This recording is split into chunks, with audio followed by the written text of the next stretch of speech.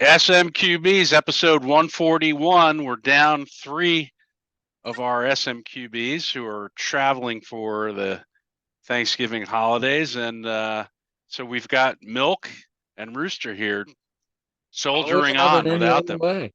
I Yeah. wouldn't have it any other way. I think it's important to tell our listeners where our counterparts are. Well, Um, let's see. We've got Bison who went all the way to Rio to see his what's he doing heartthrob. there? He's seeing his heartthrob, Oh, Taylor is he Swift. is Bison is he a huge touring with? Swifty. He's a Swifty. Yes, for our listeners that don't know, Bison is a massive Swifty. He's touring in South America. He optioned out of the U.S. tour, went straight to the South America tour, and he's now, I think he's seeing multiple concerts. It's really incredible. He's been seen wearing a Chiefs jersey in the hopes that she'll mistake him for somebody else, but I don't know if that's worked yet. It was House Rhinestone. House and his family are in Madrid with one of That's their right. kids who's down there on a semester. They're having a good time. I think they've caught some professional soccer matches. I And saw then some Zimbabwe. Pope and his wife are in Jamaica, and from what I can tell, he's basically trying to drain the Jamaicans of every last red stripe they have in That's the right. country. That's right. There you go. That's where our counterparts are. We're Anyway, here. We're hard working. that's right. Happy Thanksgiving, guys. I hope you all have fun. Well, Indeed. let's kick it off, Milk, with the numbers. What's your All number right. this week? My number is personal to me. It's 13. That is the number of losses that Billy Napier, head coach of the Florida Gator, has at the conclusion of year 2. Put that in perspective. Steve Spurrier, in 12 years as head coach at Florida, had 27 losses. So he's almost halfway home, and we're not done with the second season. So that's great. Oh, That's awesome. at least he has a nice haircut. He does. He's got a great haircut. Good God. What a train wreck.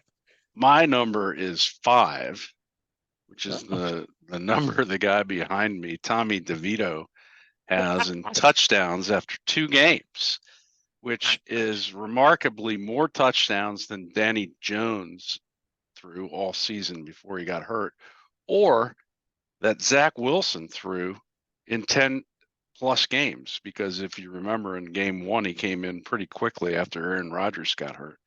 Neither that's one of right. those guys has 5 touchdowns. Jersey Juice has 5 already after 2 games, which is killing me because he's ruining our draft position. Right. Do you want to be winning at this point? I guess No, no, always, absolutely but not. And I'm pissed at the Commanders for sucking so badly I, yesterday. yeah, that's got to be Rivera's nail. I mean, I think the nail in the coffin was already there. That just hammered it real home for I him. think so too. I think there are 3 coaches that are beyond on the hot seat, and I just wonder if they even make it to the end of the year. Rivera is one of them for sure. Uh, Whatever Frank Reich has been selling at the last 2 stops, his team are not buying. And I mean, what do the Panthers have to wait for at this point? Why I why, mean, why keep Frank Reich? I don't know. I guess he gets a pass, right? I mean, it's just typical Because first. of what? Because of Uh, past head coaching success? When did that happen?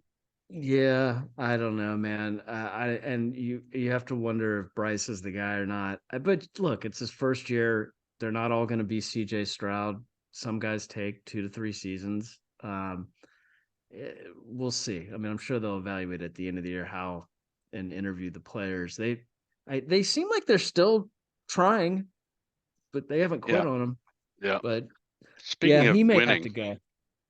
He may have to when go. you talk about Rivera, I heard I heard today he's been a coach for 15 years and he's had 2 winning seasons in those 15 years, It's amazing. It's both of amazing. which were with the Panthers. The other unbelievable stat I heard was so your boy DeVito got sacked 9 times yesterday. 9 times. You know, when an opposing team sacks the quarterback 9 times, up until yesterday, 43-1 record. Make it 43-2. Yeah. Yeah. And it, And it wasn't and even that close. It wasn't and then even close. and then the bad news Chargers have got to get rid of Brandon Staley like tomorrow. You've been calling for this all year. You've been Unbelievable. I mean, calling it for 2 years. Justin Herbert is playing his ass off. In fact, if Quentin Johnson hadn't dropped a 70-yard wide open touchdown pass, That was they dumb. would have won that game. But Yeah. Staley keeps calling the defense, and they keep getting everything wrong. I mean, I just think he's terrible and has to go. And to make matters worse, it looks like they've lost Joey Bosa for the year with a foot injury. Ooh. So And he's turning on reporters at yeah, press conferences, which is always the yeah. next sign. I heard that the Chargers invest, their defense has the second highest payroll in the NFL. Well, you'd And they're never like know it. last. Yeah, They're last in like every category. they're terrible, terrible. Yeah. They're what are they now? 4-6. 4-6. How? I think we're at the point of the season where, in addition to these coaches being on the hot seat, we've got. I think we're down to 2 elite teams who are playing each other tonight.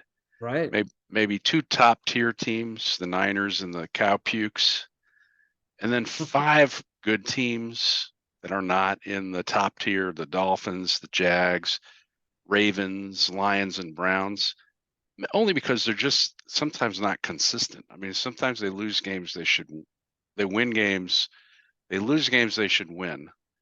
Yeah. So, but they're good. I mean, the Lions are probably going to win their division. The Ravens look like they'll win their division unless the Browns take it from them.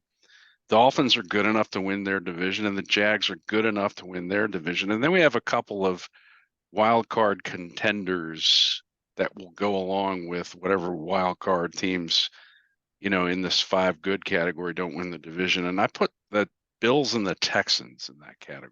I think They're not good, but they're good enough to grab a wild card. What do you think of that? I agree. I mean, look, the Bills got a good win yesterday. I guess it was a good win. The Jets are absolutely God, they're a atrocious. train wreck.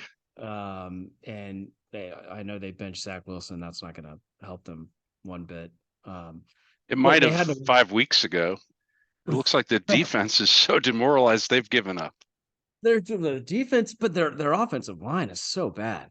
Yeah. I think I heard today they've used 14 offensive linemen this season, which is absolutely incredible. Yeah, no, look, the Bills had to win that game. I mean, that's just if they had lost that, their season's already somewhat spiraling. It would have completely spiraled out of control. But I don't know. I mean, it's the Jets at home. The Bills seem to lose anytime they play any team that's worth half of Yeah. worth Let's see anything. how they do against the Eagles next week. I predict they get Yeah. stomped. Right. Exactly. I mean, I don't see the Bills going very far. I don't see the Browns. I mean, the Browns are now on to the rookie UCLA quarterback, in this post Watson. Yeah. I know they won yesterday, but they beat a Steelers team whose offense is also atrocious. Yep. Atrocious offense. Yep. Couldn't move the ball at all. Kenny Pickett sucks. So I don't know. The Browns going anywhere? I know those teams are. I think the Browns are 7-3. Well, talk to me about the Broncos, man. I mean, they've quietly won 4 in a row, and I think it's time to start. I saw some. That Vikings team is a very good team. That was a big win last night, and Russell Wilson has been shit on in the early part of this year. And I said it at the beginning of the season. Sean Payton is a very good coach, and he will turn that team around. Yep. They play the Browns next weekend to win Yeah. to go. Interesting game. Russell's playing well. He's not playing like early Seahawks Russell Wilson, but he's playing well and improving. It looks like week to week. So that's a good sign for them. I agree. Yeah. It'll be interesting to see though if they can catch up to probably the Browns and the Texans who they'll have and the Bills who they'll have to catch for a wild card. Hey, the Texans. I mean, look, what can you say about Stroud. Now he didn't have the best game yesterday. I think he threw 3 picks Yeah, he had a yesterday. rough game yesterday, and they wound up winning the game, which I think is a good sign for that team. Yeah, yeah. I like the Texans. I still don't. I don't. But to your point, I mean, look, do they rise to the level of the Eagles and the Chiefs? And I would throw the Cowboys up there. No, I mean, there's just the top teams. The drop off between the top 3 teams and everybody else is pretty Yep. significant, in my opinion. Um, Well, I'm sure you watched yeah, the Niners game yesterday, since you're a Bucks yeah. fan. You put the Niners up there with the Cowboys or no? I have the Cowboys above the Niners. I look, eh, the Bucks had a chance to honestly, they could have won the game. Yeah. And Brock Purdy had like the most ridiculous game of like any for of course it was against the Bucks. I mean, his like rating was off the charts. He had 4 incompletions the entire game, 3 touchdowns. So we made him look really, really good. Do you know what the highest possible QB rating you can get in a game is? What is it? One Yeah, one you fifty probably eight had. point three, which makes no sense to me, but that is the highest. That's You what he know, had, right? that's what he had. That's what Yeah, he had. he And had him. It was unbelievable. But guess who the he next two are for the week in QBR? who? It does. You'll never get it. Number 2 was Will Levis at 143.7, and number Oh, 3 was Jersey Juice Tommy oh, DeVito 137.7. unreal, man. What a Yeah, difference a week makes. I I thought for sure that guy would be kicked out of the NFL after I the did too. Cowboys game. I did too. I He did was too. going to be selling insurance this week. What do I you think know? I think we're at the point of the season though where who can survive injuries to their stars is becoming important. Is the Mark Andrews injury season ending He's out for the year. for the Ravens? That's a big deal. Burrow's out for the year. Yeah, Burrow's out Andrews. for the year. The Bengals are not a wild card team without Burrows, I don't think. Do you No, think they they're are? not. No, I don't think they make the playoffs now, which is Kenny crazy. Kenny Walker had 4 carries and 1 reception before he was out with an oblique injury for the Seahawks. Aaron Jones hurt his knee for the Pats. I mean, the Packers, not that they're going anywhere. Cooper Yeah, Kupp's hurt again. Your guy, A-Chain, re-aggravated that's. his knee. I He know. looks like he's going to have to take off some significant time for that. I mean, whoever can survive these kind of injuries is at an advantage. And so far, it looks like the teams we've been talking about at the top, the Eagles, the Chiefs, the 49ers, the Cowboys, have avoided any kind of major star injuries. Yeah. Yeah. No, look, I mean, there's parity in injuries. I mean, everybody faces them, especially in week 10 and 11. You've been doing this for 2 months now. So everybody's going to have a man down here and there. And it all comes out But not fine. everybody's going to But be like the Bengals, who have right. their superstar quarterback out, or the Browns, who have their superstar running back and their quarterback out. That's tough to overcome. Yeah. Browns are Yeah. looking like they can possibly do it. I don't think the Bengals can. No. No, no, no. I agree. Yeah, I mean, look, you can't lose your quarterback and you can't lose your star quarterback. Those are the bad ones. But yeah, I mean, what do you think about tonight's game? Who do you like? I I objectively, I think the Chiefs don't have wide receivers who can get open or catch the ball. So for me, that puts them as the underdog against the Eagles. Yeah, I mean, look, the Eagles have a pretty average to below average passing defense, but they have an unbelievable rushing defense, right? I think it's number 1 in the NFL. So Mhm. it's going to be on Mahomes' shoulders to win this game. But if his receivers can't do anything, it's going to be tough. Alternatively, the Chiefs have a really good passing defense and a very average rushing defense. So that's going to play into the Eagles' hands, right? They love to run the ball. They're going to lean Yep. on Swift. They're going to try to get Hurts to, he'll take off when he needs to, and then you got to hope for just a play action, something to set up for, long AJ Brown pass or something like that. But look, it's in Kansas City. That's a hard place to play, baby. Yeah. Yeah. What's your pick? I mean, I'm gonna go with the Chiefs only because it's in Kansas City. It's gonna be a close game. It could go down to Yep. last possession. Yep. Whatever's it's gonna be a great game though. We haven't this is a 5-star. You don't get many games like this every week. So Yeah. I I'm mean, gonna enjoy hell, it. and we're in week 11 and there's only 3 losses between those two teams. Right. And I don't ever get excited about an Eagles game. I want to make that clear. I'm not excited to watch the Eagles, but this should be a good football game. All right. Anything else on the NFL, Milk? No, well, we got to get our Let's do our Plaxicos in, Plaxico baby. locks. All right. Yeah.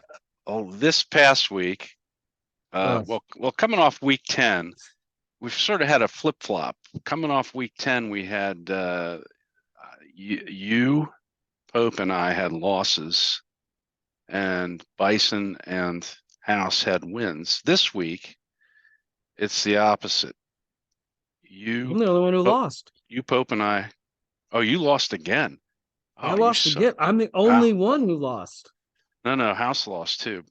No, he took Didn't he? the Vi- He took the No, Vikings. they were getting one and One a and a half half. at the time, so he covered So what was the score? 21-20. All right. So House wins. You're the only loss. I'm the only Sorry loss about because I that, Milk. took the Lions at minus Yikes. 10, and I would have taken it at 17 was my quote last week. That's embarrassing. Bison has now won 2 in a row, so he's fighting his way out of the basement. I had the Cowboys at minus 11 over Carolina. Great pick. That was a good pick. Yeah. I mean, That was easy.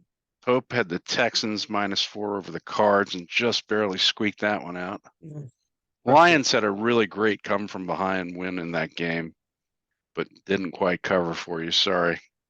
Yeah, And then Bison had another good pick, the Niners over the Bucks. Right. Right. So I'm the only one who lost. So who's your pick this week? I'm gonna go with, well, this is to spite House because House is taking the Colts. Yep. At minus 2.5. I have to take the Bucks now. He's forcing me into this. I'll take the Bucks plus 2.5 in an epic showdown between two bad teams. Well, when he took the Colts, I immediately thought about the Niners game, and I agree with you. I thought even though the Bucks lost by 13 points, they played well.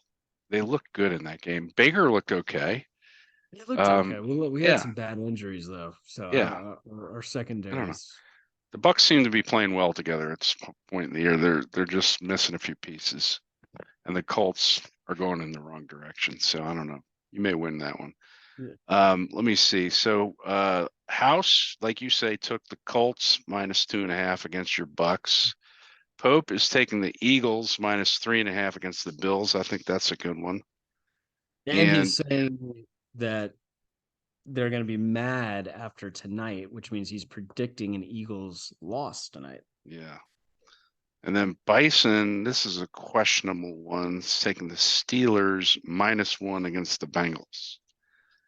Both of those teams suck. Is it -1 or +1? He said it was +1, but it's -1. Okay. Steelers, interesting. Yeah. And so I'm taking the Dolphins minus 7.5 against the hapless Jets. Yeah, I like that one too. That could be a lock. If House hadn't forced me to take the Bucks, I would have taken the Dolphins. Yeah. I kind of like the Niners against the Seahawks, but the Seahawks are a much better team than the Jets, so why risk it? That was a bad loss for them yesterday. I don't know how good they are. Geno Smith looks like he's regressed. And he's hurt. Yeah. I don't know about them. You've got Kenny Walker hurt. Geno's hurt. Yeah, they could be in trouble. Good thing I didn't make a fantasy trade with you to get Walker. That would have been bad. God, I wish I had unloaded him on some sucker. All right, let's talk college football. Take it away. Yeah, I mean, kind of a somewhat uneventful Saturday. I mean, we can get to really the major storyline was Jordan Travis's injury for Florida State, and if you had a chance to see it, it was horrific. Gruesome, Uh, gruesome. Very gruesome. Obviously, he's done for the year. Hopefully, it's not career ending. Oh, he seems like a good kid. So, look, Georgia, their final test of the year was at Tennessee. They absolutely dominated them. And when Tennessee came out hot and scored on their, I think it was their opening possession, like a 75-yard play, and it looked like, oh, here we go. And they just absolutely pounded them into the ground. Georgia solidified themselves as the number one team in the country for sure. No one else. Michigan looked interesting. What's going on with Uh, their passing game? yeah, they look. That was a they could have lost that game to Maryland. Hmm. Um, yeah, look, they're so run first. They really rely on it's make or break it with quorum. I it, Look, this weekend is the showdown, right? The highlight of this weekend is Michigan Ohio State, and what's going to happen there, and the playoff committee is going to have a lot of.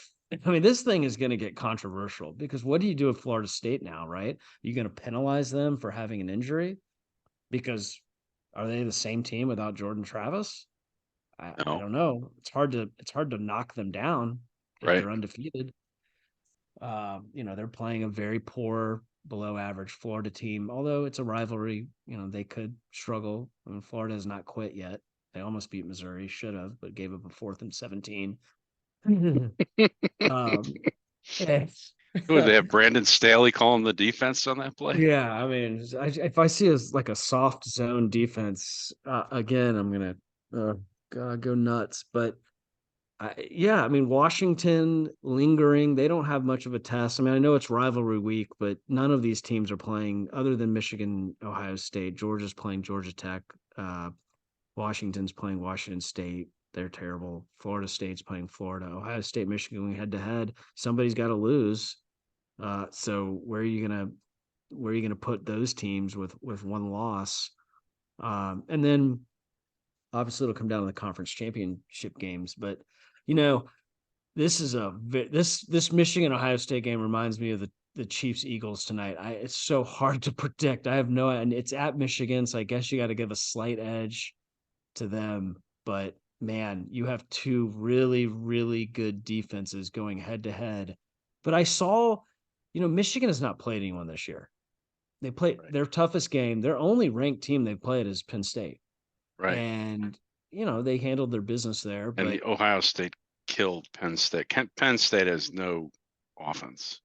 right. And they Ohio State's been blowing everybody out pretty much. I will say this though about Ohio State. I went to the Ohio State Penn State game, and it's a small sample. It's one game, but I didn't think Kyle McCord was sharp in the red zone, Mhm. Well, which it could didn't. be a problem. But on Right. the other hand, it seems like Michigan is afraid to let their quarterback throw the ball right now. So who knows between the two teams? Yeah. What the No, I passing game mean, looks like. Marvin Harrison caught only 3 passes this weekend against Minnesota. they got to So get him more involved. yeah, yeah. Have to get him involved. Ohio State is going to focus on shutting down Corum and Michigan's running attack. That's and force them to throw the ball, which they haven't been doing that well, like you said. Harrison has to become a factor. McCord, for all he's not wowing anybody with stats, but he's pretty he's a game manager. He's He's safe. a He good doesn't. game manager between the 30s.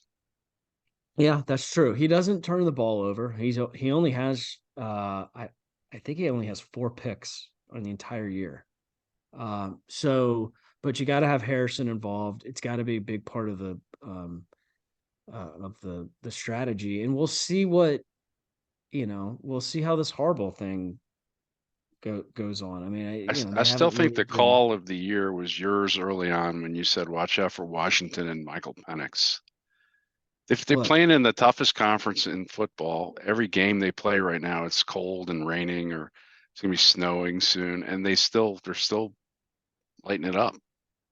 I look, they have a easy test. I mean, they're I know it's a rivalry game, but Washington State's terrible. But the Pac-12 game the following weekend is probably going to be against Oregon. They have to take care of business against Oregon State. Hmm.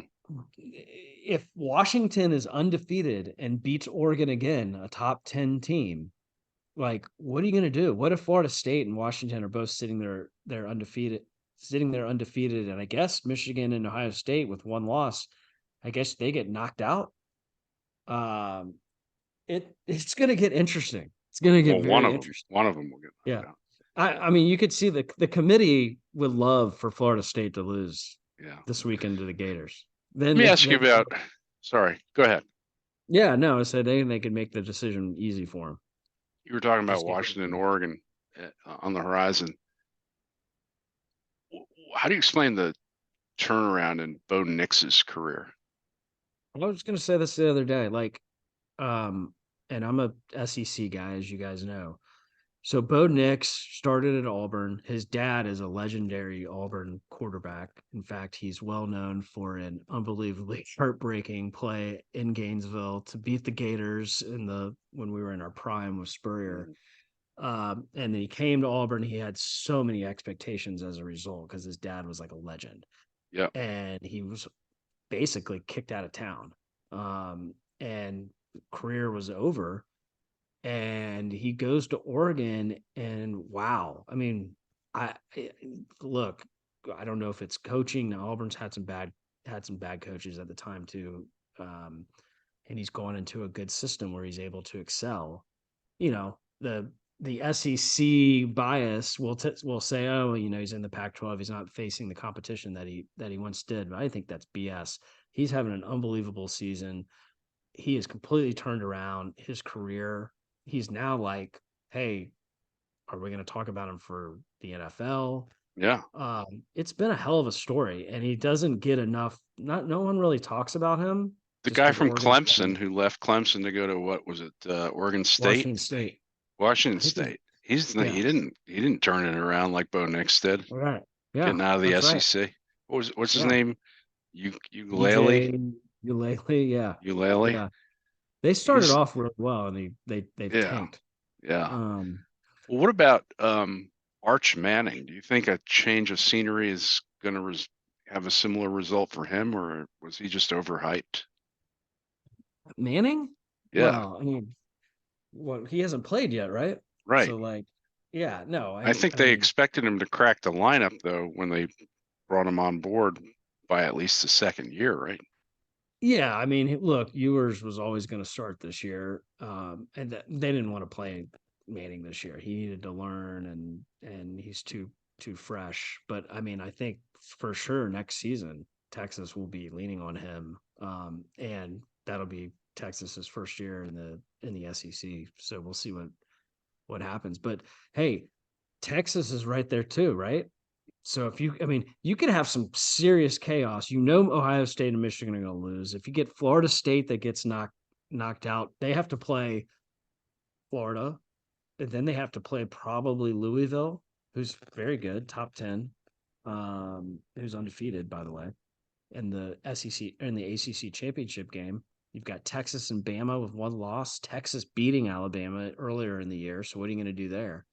It'd be hard to put Bama in front of Texas when they went head to head. So these next 10 days, next 2 weeks are going to get very interesting in college football. I mean, there could be some chaos. And it's a look, this is the real exciting thing for me is to think of next year when you have a 12 team playoff. Mhm. Because think about who would be in that playoff this year right now. All of these teams we're talking about, Yep, Bama, Texas, Oregon would have a chance. yep. Missouri, all of these schools, Penn State would be there. Maybe Are going to Tulane. have maybe Tulane. That's right. Tulane would be in, I think, as like the highest whatever. 10-1. Yeah. So it'll get real exciting next year. We could have we could end the last year of a 4-team playoff with some pretty controversial decisions. They're gonna have some their work cut out for them if there aren't some unexpected upsets, which, like I said, they'd probably prefer to happen than they could make their decision for them. So we'll see. It's going to be exciting. All right, good report. Let's do a punchable face. You have one, right? I've got one. I Go ahead. This, Go ahead. I'm punching the. I don't know who to punch though. I'm punching the Commanders. I don't know if it's their owners, if it's the people who operate FedEx Field. But this is like the 80th time now, literally, that I've heard about a bad thing happen at this stadium, which is ranked the worst stadium. The place is falling NFL. apart. I mean, falling apart. There's a new video every year of water coming out of places where it shouldn't come out of.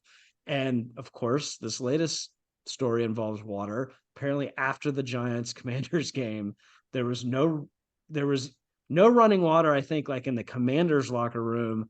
The Giants had only some cold water, but it was all cold water. None of the players were able to shower in the Commanders locker room. They're all leaving bitching about this thing. It's just like, it's a complete joke. We can't go like a month without something bad happening at FedEx Field. You got to get that shit together. Yeah, it's terrible. It's bad. It's in a terrible location. Get rid of it. Bring that stadium back to DC. Yeah. So I'm punching whoever. Huge. The entire organization. If they could get in downtown DC, it would be huge. Yes. I've got a punch too. And before I give this punch, I would like to make clear that the punchable face of the week is a figurative gesture. The SMQBs do not punch women. We don't advocate punching women. There may have been one exception way back when Milk was mud wrestling in Jacksonville in his youth, and in his defense, that woman was kicking his ass. So I don't remember that. No comment. But today's punchable face for me is Charissa Thompson. And I know this has been reported to death, but she's come out and tried to fix the situation by saying that when she went on Barstool, pardon my take, or whatever it is, and said that when she was a sideline reporter, if she couldn't get the coach to give her a comment, she would just make one up and report it as if the coach had told her something. So her fix to that today was, well, I didn't mean to say that. What I meant to say was I would say something factual based on what I observed during the game, but then I would attribute it to the coach because I think that's what he would have said. Hey, let me give you a clue, Charissa. They're both lies. They both kill the integrity of your profession. And there's a reason the women who are sideline reporters, past and present, are pissed at you because, there's a history of fans and the league not taking these women seriously enough. There's a perception that some of them are roaming the sidelines just because of their looks. And this kind of stupid bimbo kind of comment does not advance the cause one bit. I understand why people like Hannah Storm and Leslie Visser and Pam Oliver and others are pissed. You're a moron. What you need to say is the truth. If you had integrity, your answer would be sometimes these coaches refuse to talk because they're upset with their team or they're too busy preparing. And so in those instances, if I don't have a quote from the coach, I will say, hey, based on my observations, I think this is what the team needs to do. There's nothing wrong with that. That's the truth. But you can't make up quotes if you're a journalist. It's just terrible. Yeah. No, I agree. I mean, and then I heard who was it? Was it Erin Andrews? And she was like, "Oh, I've done that before." Yeah, well, they're buddies. They have their own podcast. Right. Yeah, that's who she was talking to. She's like, I had to do that once for a coach. So yeah, No, it And was Erin funny because Andrews, yeah, I think her justification was she didn't think she had some see, I think issue. Erin Andrews knows her shit. Like she knows football. And Right. she thought that some coach gave her an answer that was didn't reflect the coach's real knowledge of the situation and was going to make him look bad. So she sort of fixed his quote to protect him, Right. which still you shouldn't do, but it's not nearly as brazen as what Charissa Thompson said she did. Right. Right. And then, of course, I was watching games this weekend, and every time they would do the sideline reporter, I was like, wonder if Did that's they real. say that? Did they really say that? They really, I don't know. Those coaches, every one of those sideline reports where the coach does give a comment, the coach looks like, get me out of here. I hate every second of this is the dumbest thing. And then gives some quote that's worthless. Like, why do we need to even hear that? Right. Right. There are very few Yeah. coaches who are personable with the sideline reporters. No, they hate doing it. Yeah. They can't It's stand it. terrible. It's But it's terrible. BS. It's like you come on, it's part of your job. Like Yep. you need Yep. to talk to them. It's absurd. So we don't have a lasso this week, do we? Not really. Uh, I Uh, don't know. I don't have anything. Well, it is the week of nonstop football, so that will be fun. But let's move on to buzzer beaters, and You this start could us off. we could be setting a record for efficiency here. Finish this thing up. Mine is Caitlin Clark, the women's basketball player that we've been talking up a lot lately as being one of the purest shooters in all of basketball. She just had her 39th career game with over 30 points, which broke a record held by Washington's Kelsey Plum. That's a big deal, especially in a league where it's somewhat low scoring. And she's got 39 games in what 3 years where she scored over 30. That's a big deal. And the other thing I wanted to ask you about is whether you heard anything about this Angel Reese situation at LSU. No. Apparently, apparently the coach Kim Mulkey benched her superstar Angel Reese. And when I say superstar, I mean she's making $1.7 million a year in NIL earnings as a college women's basketball player. And apparently, Coach Mulkey didn't like her attitude and benched her after she had scored something like 11 points in the first 13 minutes of the game. And then she was a DNP in the next game, and it remains to be seen whether she's even playing tonight against Texas Southern. I'm really curious to know what's going on there because you've seen the coach, right? The LSU coach with the Yeah. crazy outfits, and she's an attention seeker. I wonder if maybe she doesn't like the fact that she's being outshone by her star player. I don't know. We'll Love it. see. We'll see. We'll It's see. What do you I have, love it. Milk? I just saw an interesting someone circulated it this week, so I thought we should talk about it real quick. The top 10 highest paid college athletes this year. Do you know who the number one NIL deal college Shadur. athlete is? Is it Shadur? No, it's Bronny James, and Oh, he's who's currently not stepped making on the court yet, right? he not stepped on the court. He is making $6.1 million a year. Mm. Second is Sanders, making $3.8 million a year, and apparently he drives around in a Rolls Bentley? Royce SUV, four hundred And fifty thousand dollar vehicle. right. The LSU Dunn, Livy Dunn, the gymnast, $3 million a year. Arch Manning has never played a snap. He's already at $3 million a year. And then Caleb Williams rounds out the top five at $2.6 million a year.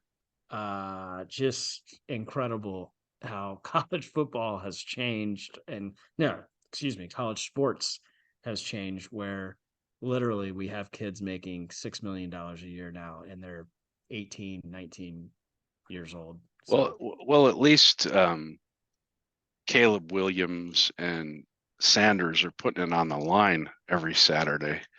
The ones that kill me are the ones who aren't even getting in the game, and they're making all that money. Bronny James is worth $1 billion, by the way. I mean, his dad is, but he's making $6 million a year. I mean, it's unbelievable. Ugh. And he's never played. Arch Never- Manning is making $3 million this year. He didn't play one snap. And honestly, I didn't think he looked particularly good in the preseason when they let him play. In the spring, yeah, when in the spring game. I mean, he'll get better, but dude, that's more than how much is Tommy DeVito making this year? I think Tommy DeVito makes about $44,000 a game. He makes 40. I think he has a side gig. He's got to take two Yeah, jobs. he's got to live with his mom. He bartends at night. I mean, this is unbelievable. How it's just crazy how college sports has changed, man. It is a whole different world now. I don't know. Arguably for the better or worse, I don't know. But it's nuts. It is. All right. Hey, have a happy Thanksgiving, you and your family, and to the rest of the SMQBs out there too, and everybody, and all of our 2 or 3 listeners.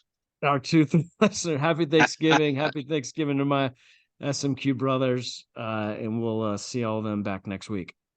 All right. Okay.